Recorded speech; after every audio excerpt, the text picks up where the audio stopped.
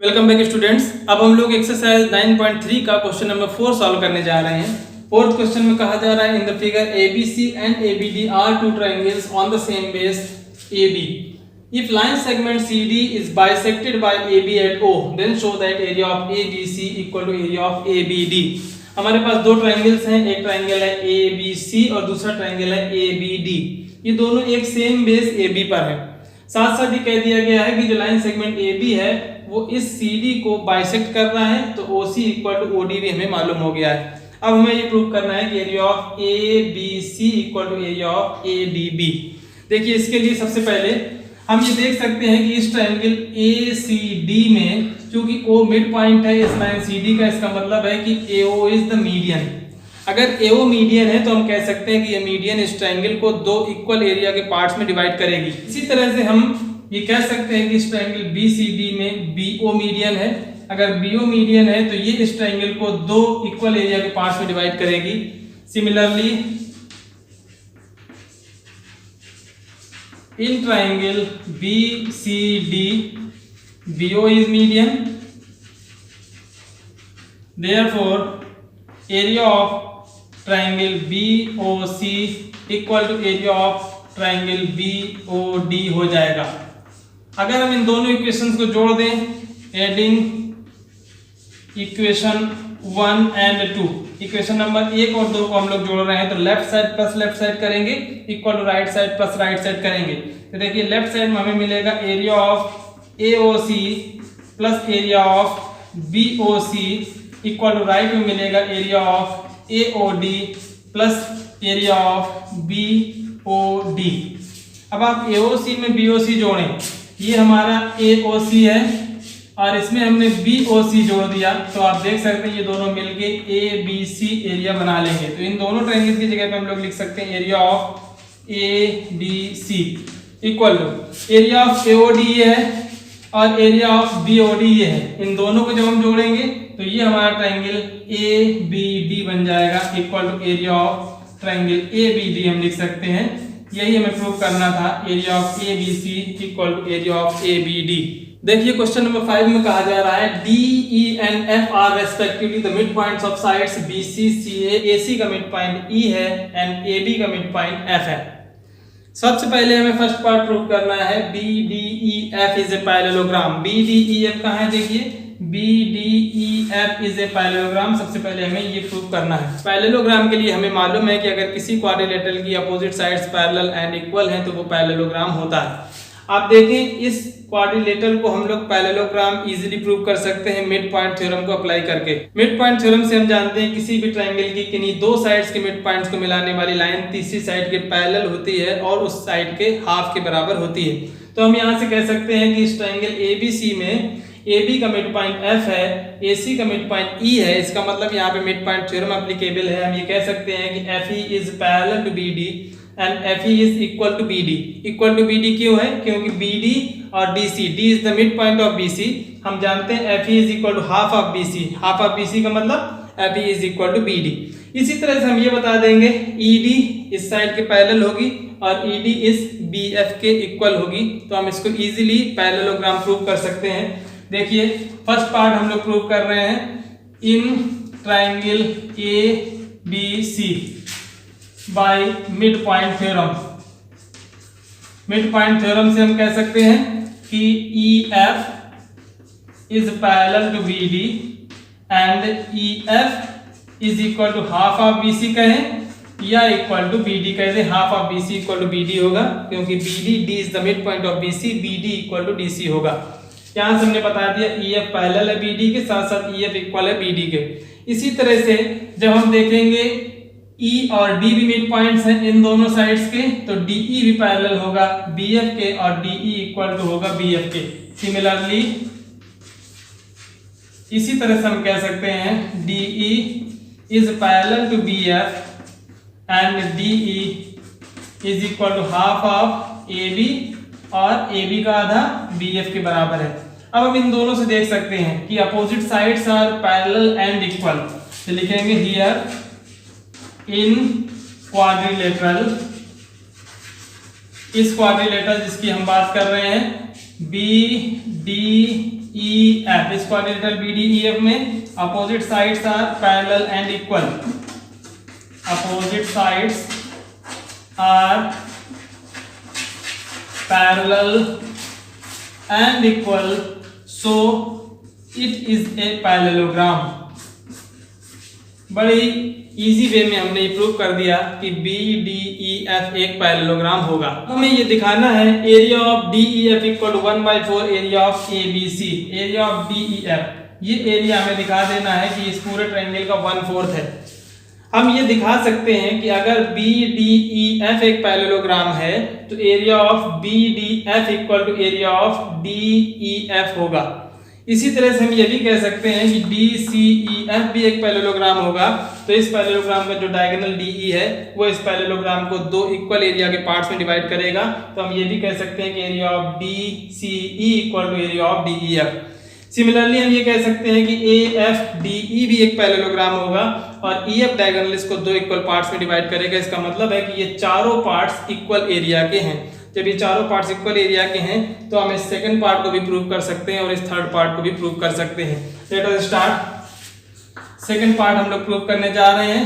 As B D E F is parallelogram and D F is diagonal. इस parallelogram का diagonal D F है और हम जानते हैं कि किसी भी पैरेललोग्राम का डायगोनल उस पैरेललोग्राम को दो इक्वल पार्ट्स में या दो कॉन्ग्रुएंट ट्रायंगल्स में डिवाइड करता है। तो हम ये कह सकते हैं therefore area of B D F is equal to area of D E F. This is equation number 1। इसी तरह से हम ये कह सकते हैं कि डी सी ई एफ भी पैरेललोग्राम होगा। Similarly in parallelogram D C E F, इस पैरेललोग्राम में हम ये कह सकते हैं कि area of triangle D C E equal to area of triangle D E F होगा। Area of triangle D C E equal to area of triangle D E F होगा, इक्वेशन नंबर 2। और ये भी हम कह सकते हैं कि ए एफ डी ई भी एक पैरेललोग्राम है। So in parallelogram A F D E, इस पैरेललोग्राम में भी हम कह सकते हैं कि area of A E F is equal to area of D E F. इन तीनों इक्वेशन से हम बता सकते हैं कि ये चारों ट्रायंगल्स का एरिया सेम है। So from equation number 1, 2 and 3, इन तीनों इक्वेशन से हम ये कह सकते हैं area of triangle A E F equal to area of triangle B D F equal to area of triangle D C E equal to area of triangle D E F. ये चारों triangles के area same है। अब अगर हमें पूरा triangle A B सी लिखना हो तो हम इन चारों ट्रायंगल्स के एरिया को जोड़ेंगे, इक्वल टू हम area of triangle A B C लिख सकते हैं।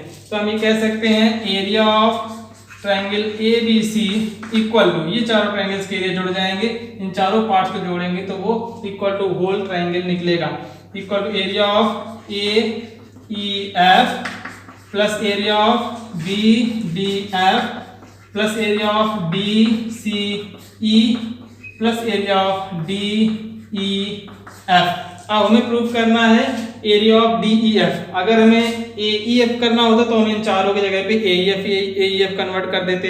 हमें डी ई एफ करना है तो हम इन चारों की जगह पे डी ई एफ लिख सकते हैं, equal 4 times area of D E F. और यहाँ से हम कह सकते हैं area of D E F is equal to 1/4 area of A B C. ये हमारा सेकंड पार्ट प्रूव हो गया है। उम्मीद है आप लोग समझ गए होंगे। थर्ड पार्ट को प्रूव करने में भी हम इसी रिलेशन को यूज करेंगे। हम लिख सकते हैं area of triangle A B C equal to, इन चारों ट्रायंगल्स के अलग अलग एरिया जोड़ देंगे, area of B D F plus area of D E F plus area of D C E plus area of A E F. इन चारों triangles के एरिया को अगर हम जोड़ेंगे तो हमें area of A B C निकल आएगा। अब हमें प्रूव करना है area of B D E F equal to half of area of A B C. B D E F कहाँ है, देखिए बी डी ई एफ, ये पैरेललोग्राम है। ये पैरेललोग्राम हमें इन दोनों ट्रायंगल्स को जोड़ने से मिलेगा। इन दोनों ट्रायंगल्स का मतलब BDF और DEF को जोड़ेंगे तो हमें BDEF मिल जाएगा। साथ साथ हमें पता है कि ये चारों पार्ट सेम है, किसी को भी कन्वर्ट कर सकते हैं किसी के भी फॉर्म में, तो हम इन दोनों की जगह पे भी यही दोनों ट्राइंगल्स लिख देते हैं। यानी कि हम लिख सकते हैं area of BDF plus area of DEF plus इसकी जगह पे भी हमने लिख दिया एरिया ऑफ BDF और इसकी जगह पे लिख दिया एरिया ऑफ DEF। अब हम इसकी जगह पे लिख सकते हैं एरिया ऑफ BDEF और इसकी जगह पे भी लिख सकते हैं एरिया ऑफ BDEF। तो आप देखें हमें मिल चुका है area of ABC equal to 2 times area of BDEF और एरिया ऑफ BDEF को हम लिख सकते हैं half of area of triangle ABC। इस तरह से हमारा थर्ड पार्ट भी प्रूव हो गया इजीली। हमें मालूम है चारों पार्ट्स इक्वल हैं, तो हम कोई भी इस तरह का प्रूवमेंट किया जाए उसको आसानी से कर सकते हैं। क्वेश्चन नंबर 6 में कहा जा रहा है कि आपके पास एक क्वाड्रिलेटरल है ABCD। इस क्वाड्रिलेटरल के डायगोनल AC और BD एक दूसरे को पॉइंट O पे इंटरसेक्ट कर रहे हैं और वो इस तरह से इंटरसेक्ट करते हैं कि OB इक्वल टू OD है। साथ साथ हमें ये भी दे दिया गया है AB is equal to CD। तब हमें प्रूव करना है area of DOC is equal to area of AOB। हमें सबसे पहले area of DOC equal to area of AOB prove करना है। अब ये दोनों एरिया प्रूव करने के लिए इक्वल, हम क्या किया, D से हमने यहाँ पे एक परपेंडिकुलर डाल दिया है और B से हमने इस लाइन पे परपेंडिकुलर डाल दिया है। हमने माना कि DM परपेंडिकुलर है OC पे और BN परपेंडिकुलर है AO पे। तो हम यहाँ पे कंस्ट्रक्शन में लिख देंगे। फर्स्ट पार्ट हम लोग प्रूव करने जा रहे हैं। कंस्ट्रक्शन में हमने कर दिया है construction draw DM perpendicular to AC and BN perpendicular to AC। हमने ये DM और BN इस AC पे परपेंडिकुलर्स डाले हैं, तो ये हमारे परपेंडिकुलर्स हो गए। अब हम सबसे पहले क्या करने जा रहे हैं आप लोग समझने, पहले हम इस ट्रायंगल को इस ट्रायंगल के कॉन्ग्रुएंट प्रूव करेंगे और बता देंगे कि ये दोनों ट्रायंगल्स का एरिया सेम है। उसके बाद हम लोग इस ट्रायंगल को इस ट्रायंगल के कॉन्ग्रुएंट प्रूव करेंगे और वहां पे भी बता देंगे कि इन दोनों ट्रायंगल्स का एरिया सेम है। फिर हम उन दोनों ट्रायंगल्स को जैसे ऐड करेंगे तो हमारा फर्स्ट प्रूफ निकल आएगा area of COD is equal to area of AOB। So let us start. सबसे पहले हम लोग देख रहे हैं ट्रायंगल DOM और ट्रायंगल BON में। In triangle DOM and triangle BON, इन दोनों ट्रायंगल्स में देखिए हमें मालूम है कि DMO और BNO बराबर होंगे क्योंकि ये दोनों के दोनों राइट एंगल्स हैं। So angle DMO is equal to angle BNO, ये दोनों के दोनों राइट एंगल्स हैं। कंस्ट्रक्शन में हमने ऐसा माना है कि ये दोनों परपेंडिकुलर हैं साइड AC पर। इसके बाद हम ये कह सकते हैं कि ये एंगल इस एंगल के बराबर होगा, यानी कि ये दोनों वर्टिकली अपोजिट एंगल्स हैं। तो हम कह सकते हैं angle DOM equal to angle BON, these are vertically opposite angles. Next हमें ये ऑलरेडी मालूम है कि OD इक्वल टू OB है। OD इक्वल टू OB हमें दे दिया गया है, OD इक्वल टू OB ये दिया गया था।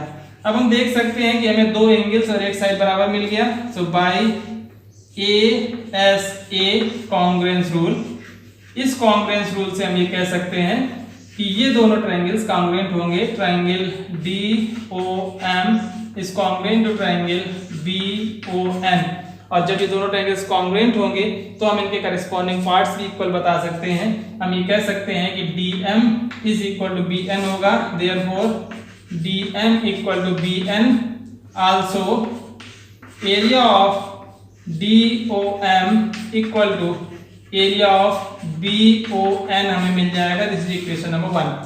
ये हमने DM इक्वल टू BN इसलिए ले लिया है क्योंकि अभी जब हम दूसरा पार्ट इक्वल करेंगे तो हमें इन दोनों की जरूरत पड़ेगी। हमने ये दिखा दिया है कि ये दोनों ट्रायंगल्स DOM और BON कॉन्ग्रुएंट हैं, तो इनका एरिया भी बराबर होगा। अब हम लोग नेक्स्ट दूसरे ट्रायंगल्स DMC और BNA में देख रहे हैं। In triangle DMC and triangle BNA, इन दोनों ट्रायंगल्स में आप देखें तो हमें मालूम है DMC और BNA दोनों 90 डिग्री के हैं, तो angle DMC equal to angle BNA, ये दोनों के दोनों राइट एंगल है 90 डिग्री के। नेक्स्ट हमने अभी भी देखा है DM इक्वल टू BN है, ये हमने प्रूव कर दिया था, इसीलिए तो DM equal to BN। Next हम देख सकते हैं कि side DC equal to side AB ये दे दी गई है, BC इक्वल टू AB, ये हमें क्वेश्चन में दिया गया था। तो हम यहाँ पे RHS कॉन्ग्रुएंस रूल यूज कर सकते हैं, ये हाइपोटेनस है, एक साइड है और राइट एंगल है, तो by RHS congruence rule, by RHS congruence rule हम ये कह सकते हैं कि triangle DMC is congruent to triangle BNA। जब ये दोनों ट्रायंगल्स कॉन्ग्रुएंट हैं तो इनके एरिया भी सेम होंगे, therefore area of triangle DMC equal to area of triangle BNA। ये हमारी इक्वेशन नंबर 2 हो गई। अब अगर हम इक्वेशन नंबर 1 और इक्वेशन नंबर 2 को जोड़ें तो हम देखेंगे लेफ्ट साइड ये ट्रायंगल प्लस ये ट्रायंगल मिलके ये ट्रायंगल बन जाएगा ODC, और राइट साइड में ये ट्रायंगल और ये ट्रायंगल मिलके पूरा ट्रायंगल बन जाएगा ABO। तो हम इन दोनों इक्वेशंस को जोड़ देते हैं, adding equation 1 and 2। Equation number 1 और 2 को हम जोड़ रहे हैं, लेफ्ट साइड में हमारे ये दोनों ट्रायंगल्स मिल गए, हम डायरेक्ट लिखे दे रहे हैं area of triangle DOC equal to area of triangle BOA। इस तरह से हमने ये फर्स्ट पार्ट प्रूव कर दिया है। अब हम लोग इसके सेकंड पार्ट को प्रूव करेंगे, हमें प्रूव करना है area of DCB equal to ACB। देखिए DCB हमारा ये एरिया है, DCB ये एरिया है और ACB हमारा ये एरिया है। अभी अभी हमने ये प्रूव किया है कि ये ट्रायंगल और ये ट्रायंगल, इन दोनों ट्रायंगल्स के एरिया सेम है, और इन दोनों ट्रायंगल्स में हमें एक कॉमन पार्ट दिख रहा है। अगर इस ट्रायंगल में हम OBC जोड़ें तो हमें मिल जाएगा DCB, इस ट्रायंगल में हम OBC जोड़ें तो हमें मिल जाएगा ABC।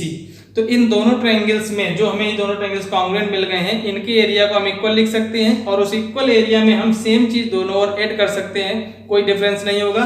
तो हमें मालूम है वी हैव प्रूव्ड दैट, हम ये प्रूव कर चुके हैं area of DOC equal to area of BOA।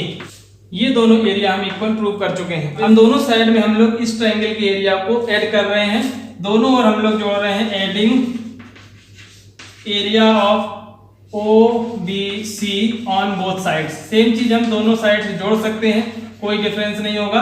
तो area of DOC plus area of OBC equal to right side में मिलेगा area of BOA plus area of OBC। अब देखेंगे DOC में OBC हमने मिला दिया, DOC में OBC मिल गया, तो हमारा ये पूरा बन जाएगा DBC।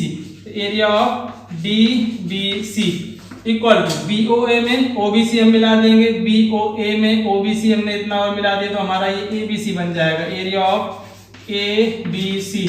यही हमें प्रूव करना था, area of DBC equal to area of ABC। Third part में हमें दिखाना है DA is parallel to BC prove करने के लिए देखिए हम लोग थ्योरम 9.2 लगाएंगे। हमें ये मालूम है कि ट्रायंगल BDC और ट्रायंगल BAC, इन दोनों ट्रायंगल्स का एरिया सेम है, और साथ साथ हमें पता है कि ये दोनों ट्रायंगल्स एक ही बेस पे बने हुए हैं। इन दोनों ट्रायंगल्स का बेस सेम है और इनका एरिया भी सेम है, इसलिए हम ये कह सकते हैं कि दोनों ट्रायंगल्स सेम पैरेलल लाइंस के बीच में लाई करेंगे, और इसलिए हम ये कहेंगे कि BC is parallel to AD।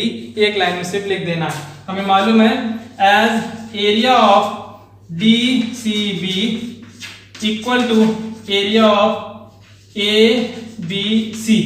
उसके बाद हम लिखेंगे as triangle DBC and triangle ABC lying on the same base, ये सेम बेस BC पे लाई कर रहे हैं, and their area is equal, so they are lying between two parallel lines। इसलिए हम ये कहेंगे कि ये दोनों दो पैरेलल लाइंस के बीच में लाई करेंगे, therefore BC is parallel to AD। सिर्फ इतना बता देना है, हमें मालूम है कि ये दोनों ट्रायंगल्स का एरिया सेम है और ये दोनों ट्रायंगल्स का बेस सेम है। इसका मतलब है कि ये दोनों सेम पैरेलल लाइंस के बीच में लाई करेंगे। देयरफॉर BC एंड AD ये दोनों लाइंस एक दूसरे के पैरेलल